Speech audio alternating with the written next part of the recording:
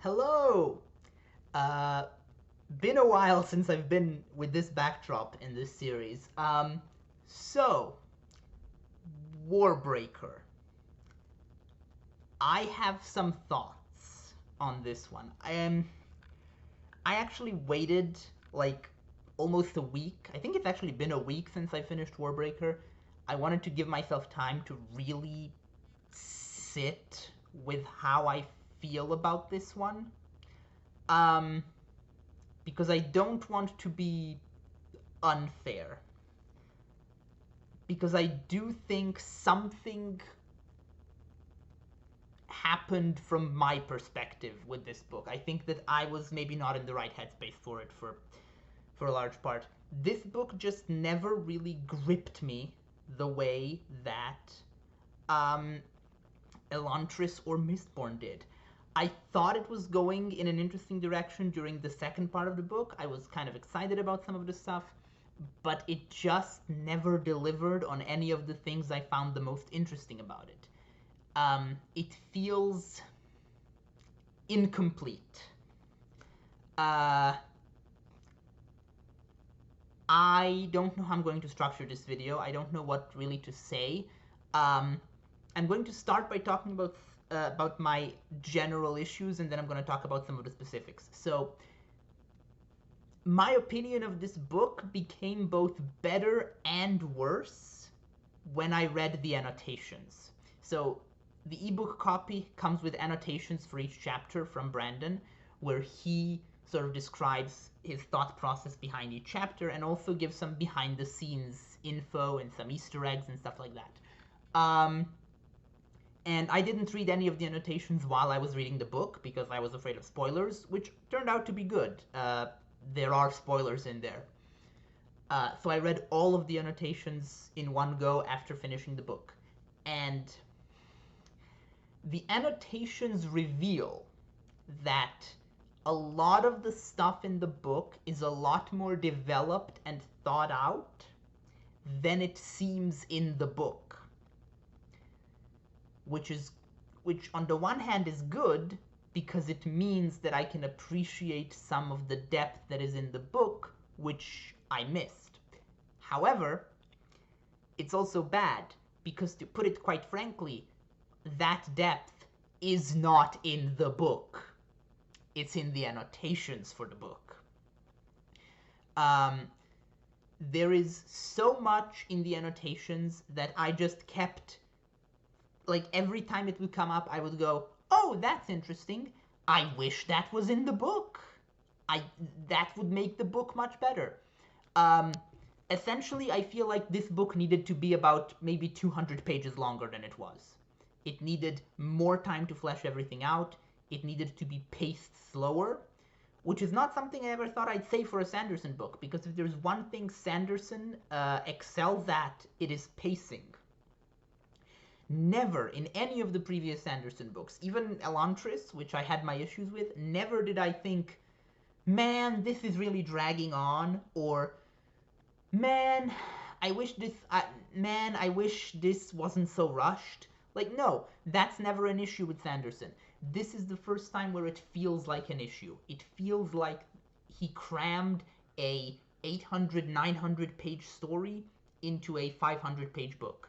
And I think that was a mistake.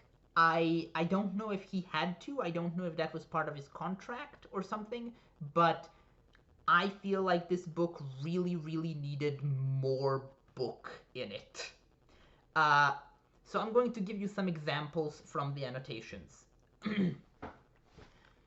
So, uh, for example, Claude, the lifeless that Jules has. That's apparently our steel. Um, and Jules and Arsteel were in a relationship before he died, and she is still in a quote-unquote relationship with his corpse, with Claude.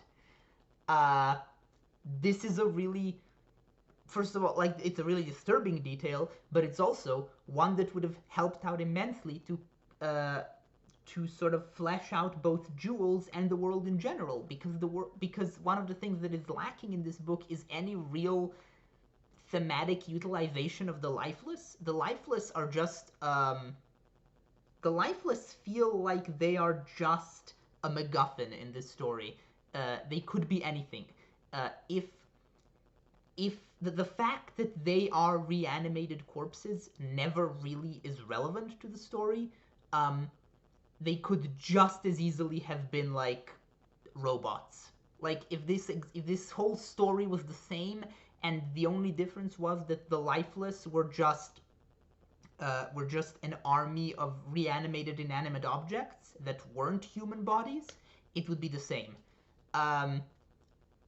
So I feel like that was an underutilized element, and that would have been better if we'd at least had this little detail of who Claude was and what his relationship with Jules is, because then that would have sort of added some meat to the thematic bones of the lifeless as a concept. Another example from the annotations. During the scene where Vasher breaks into the complex of one of the gods and ties up some of the priests, and then one of the priests gets murdered off screen, we never really get a resolution for that. We don't really find out why Vasher was doing that, which is weird because Vasher is one of the main characters, and I feel like that whole scene could just be cut from the book and not really influence anything. It's not really clear why he did that. It's not really clear where he got his information, and it's never really clear who killed that guy. The annotations answer all of this. The annotations explain his motivations. The annotations explain that he was working with Bluefingers and that he didn't know that Bluefingers was the bad guy, and also that Bluefingers didn't know who Vasher was. So it was like a mutual case of them both thinking they're getting one over on the other one. And the annotations also revealed that it was Denth who killed the guard. So all of this should have been in the book. The painting that that Lightsong saw with the woman with the black sword, which I assumed was going to be Vivenna. And then that never happened. Like, Vivenna never meaningfully wielded Nightblood in any way during the story. Turns out that wasn't supposed to be Vivenna. That was Shashara, the historical figure. Vasher's former lover, Denth's sister. Again, why was this not in the book? Why was this not... I don't know how you'd reveal that in the book necessarily, since Lightsong has never really seen Shashara or really knows about Shashara. But I still feel like that's, like, don't include a mysterious cryptic painting like that if you aren't going to give sufficient clues in the story for the reader to figure out what the painting is, in my opinion. You could argue that you could figure it out because it's mentioned, because Shashara is the one who created Nightblood. But I don't know, it just feels... I don't know. It feels underdeveloped. And like I said, I wish that it frustrates me. It frustrates me that all of this development was actually done, as evidenced by the annotations. It just wasn't included in the book. So yeah, that's my big overarching issue with the book. Let's talk about specifics, though. Let's talk about individual things in this ending. Let's forget about the annotations for now and talk about the actual content of this final third of the book. I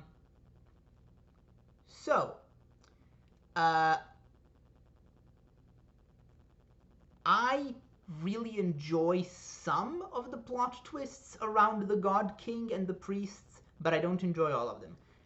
I am troubled by the implications here. So Brandon Sanderson does a lot of work in this part of the book to make it appear that, you know, the priests were the good guys all along.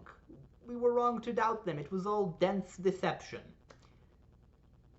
But, like, it is explicit canon, both in the book and confirmed by the annotations, that becoming a drab is very bad. Like it's kind of akin to like having clinical depression, really. Um, and I feel like the book kind of forgets that the priests and their regime inflict this on people en masse in order to feed the returned with what are essentially human souls. Like, even if also obviously the fact that they cut out Susebron's tongue is unforgivable and horrifying, and the book glosses over it way too easily as like, oh, I guess they had to.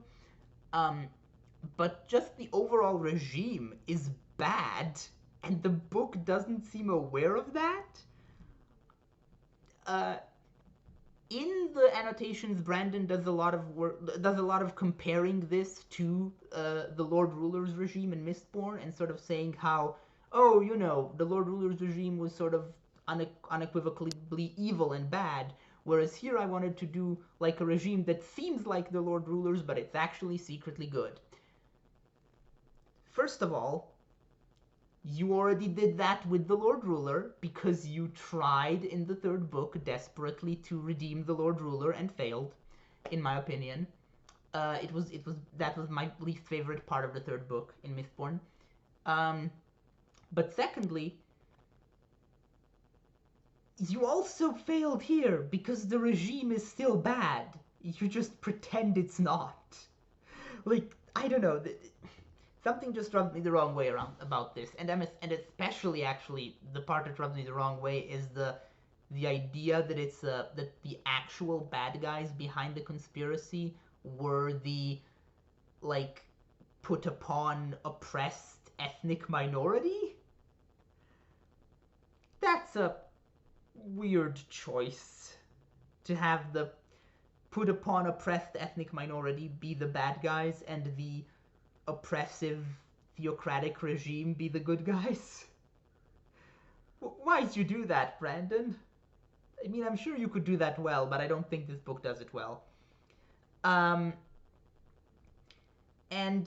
speaking of which, Bluefinger's plan is, in my opinion, the weakest part of this book because it makes no sense. It makes perfect sense up until the point where Bluefingers actually gets control of the lifeless armies. Like, it's kind of a Thanos issue. Like, you know how when Avengers Endgame came out, or rather Infinity War, and everyone was like, wait, why doesn't Thanos just use the Infinity Gauntlet to fix the problems that he thinks overpopulation causes instead of genociding half the universe? That's kind of my issue here. Like, if the goal is to liberate your people from Halandran rule, and you find yourself in command of a massive, unkillable army, surely the thing to do is to use that army to directly do a revolution, overthrow Halandran, and liberate your people. As opposed to this whole complicated, we're going to start a war with another country that's going to weaken Halandran, yada yada yada yada. Like, why? Why not just use the lifeless army directly?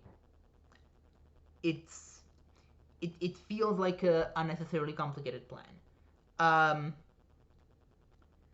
So I could talk about more stuff here. I could talk about how Nightblood is sometimes gendered male and sometimes not, and how this continues the habit Sanderson has of using the male pronoun as a stand-in for genderless characters, and how all the genderless characters in Sanderson's works are always referred to as male, which is annoying and weird because that's not how English works.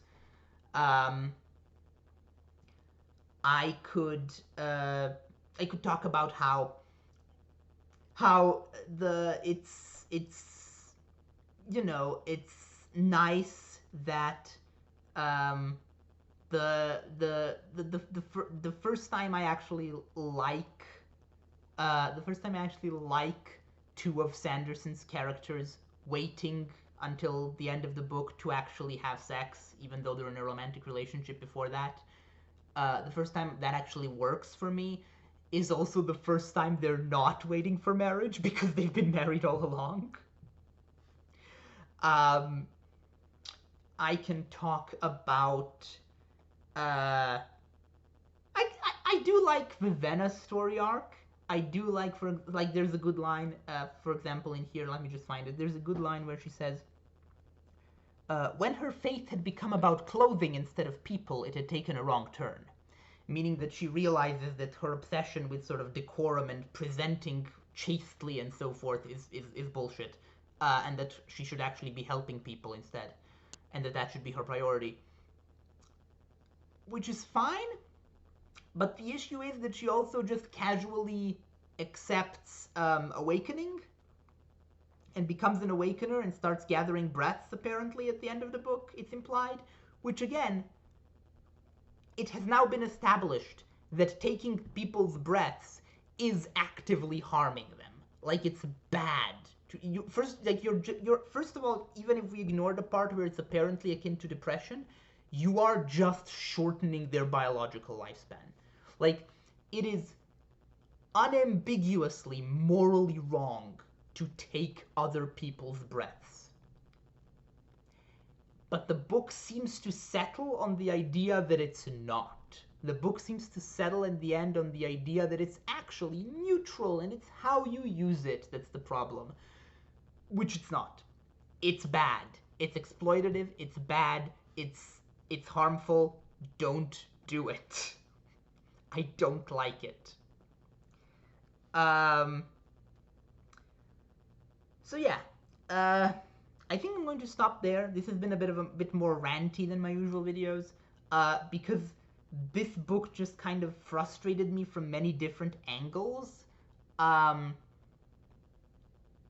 my issues with it are more holistic than my issues with Elantris. So I know this book is generally rated much higher than Elantris among Sanderson's works, but for me, Elantris was a really great book that had some questionable decisions in the ending. Warbreaker was a book where the ending sort of retroactively revealed to me holistic issues with the entire book. So now I don't know how I would rate this book, and I'm not going to, because like I said, I think part of it might be that I was just in the wrong headspace while reading it. I was expecting something different maybe than what I got, and went in with certain expectations that were not met. But be that as it may, I do think this is probably my least favorite Sanderson book so far. But that being said, I am now going to start reading the Stormlight Archive, and I have been reliably informed by everyone on the planet that The Way of Kings is one of the greatest fantasy books ever written. So I am very much looking forward to that. So on that more positive note, goodbye.